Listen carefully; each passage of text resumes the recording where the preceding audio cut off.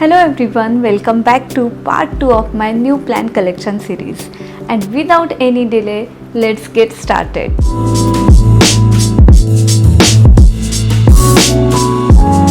Some plants are grown because they have beautiful flowers. Yet there are plants which are treasured even they never bloom. And ferns are belong to the second category. I'm big fan of all type of ferns because they are decorative, add freshness to their surroundings and give feeling of coolness even during the height of summer. Even in Bangalore I was growing different types of fern. Thailand has more than 700 species of fern which come in many different forms, so you never run out of new ones to add to your collection. From the vibrant market to the serene parks, ferns are the integral part of the city's landscape. Bangkok's fern collection is sure to leave you amazed. I also have collected few ferns here. This is my mini bird nest fern. Here you can see this fern along the roadside and in every park growing attached to the tree trunk.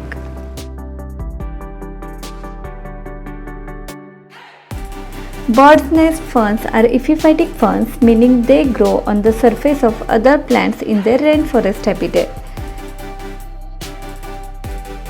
I'm a big fan of their long, bright green rippled fronds that grow from the central rosette. These ferns are generally low maintenance and easy to keep alive with consistent warmth and humidity. Then we have tiger fern here.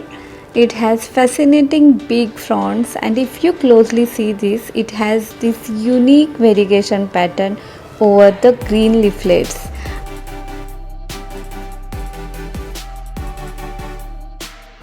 I like its bushy form and color tone and the way it falls down.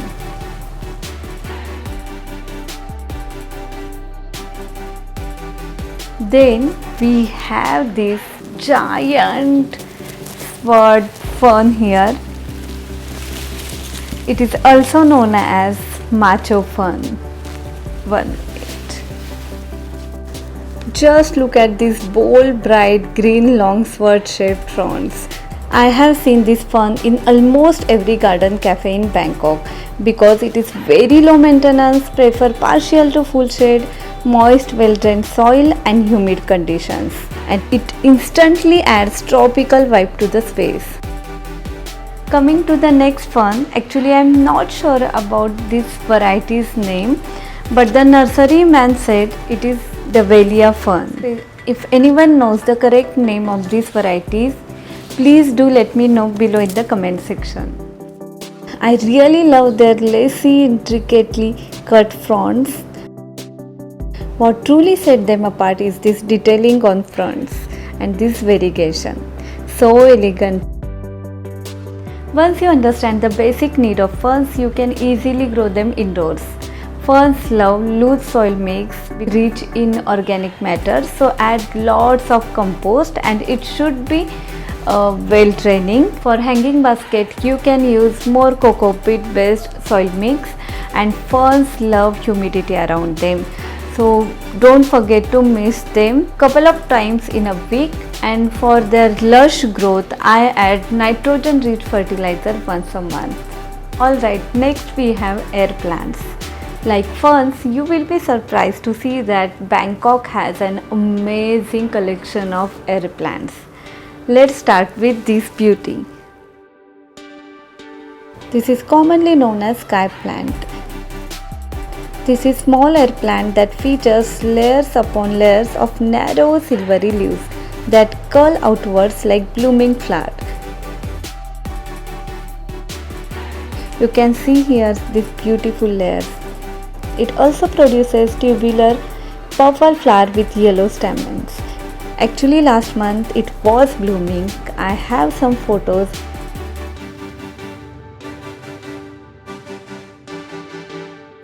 They are really doing great here, so I have collected many sky plants here.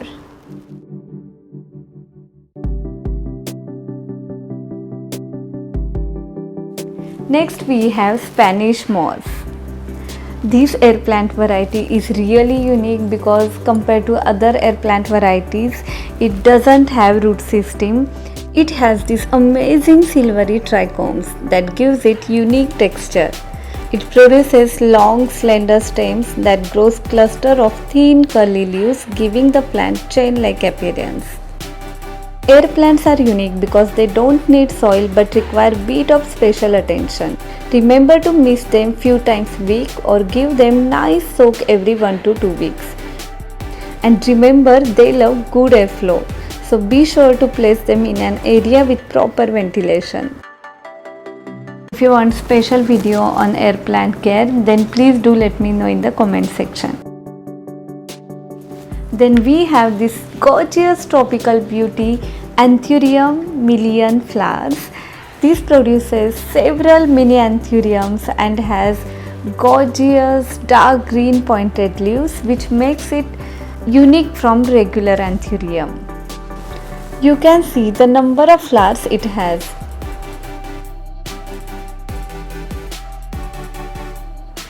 Just look at these tiny flowers and these pointed dark green leaves, so pretty. I also love its compact and bushy nature and the way it's growing. Look like flower bouquet, right? Anthuriums are tropical epiphytes like orchids and they need some special care. They do best in the shade and high humidity, but most importantly need perfect drainage.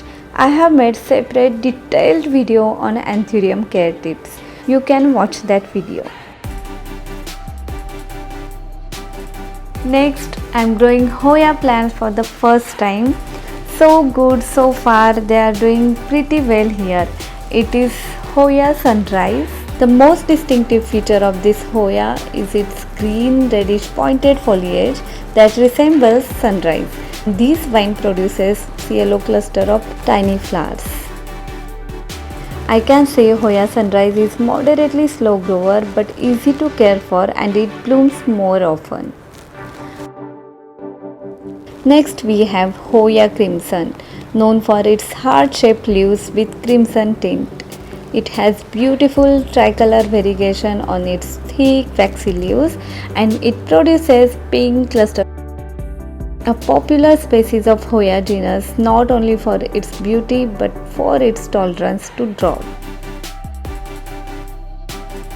If you want to grow Hoya plants but worried about their nature, then you should try these two varieties, Hoya Crimson and Hoya Sunrise.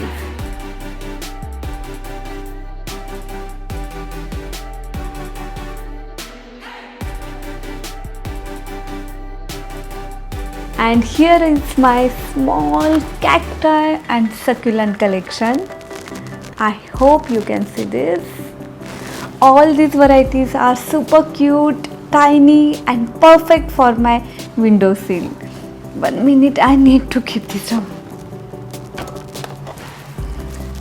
Cacti and succulents are very hardy and less maintenance because they store water in their chubby leaves and stems.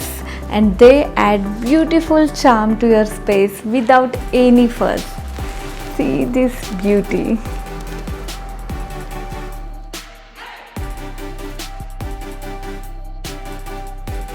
Next are Heliconias. These plants are an absolute treat for tropical plant lovers. When I saw these plants, I just couldn't resist bringing them home. So I have two types of Heliconias here.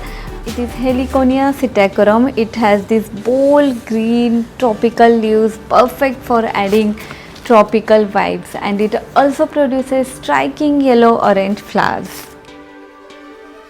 Indoor, these plants prefer lot of bright light and humidity, just like tropical habitats. So providing right condition is very essential, otherwise they are prone to spider mites. It is Heliconia variegated, known as the Lady T. It has these big bold leaves in shade of green and cream. It also produces flowers. I also got some winter flowers. These are vincas. Actually these are hanging vincas because you can see their growth habit, they are trailing down. How beautifully they are flowering. Pretty, right? And this is pretty purple balloon flower or balloon plant because their buds are in balloon shape. I love their shade and shape of the flower. They are so pretty and so beautiful.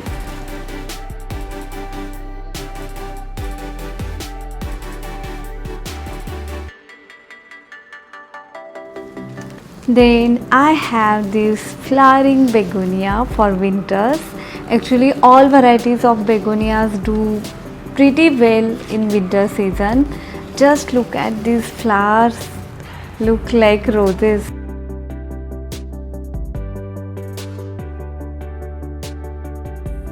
Apart from these plants, I got some pothos varieties, some beautiful hanging plants and some flowering plants. But right now I have just placed them randomly in our home. Soon I am going to bring some beautiful plant stand to set up these plants properly. So in my upcoming video I am going to showcase how I set up my new garden in our new home. If you have any suggestions for how I should display them, please leave them in the comments below. That's all for today. I hope you enjoyed this colorful journey with me. Thanks for watching. See you in the next video. Till then, take care and happy gardening.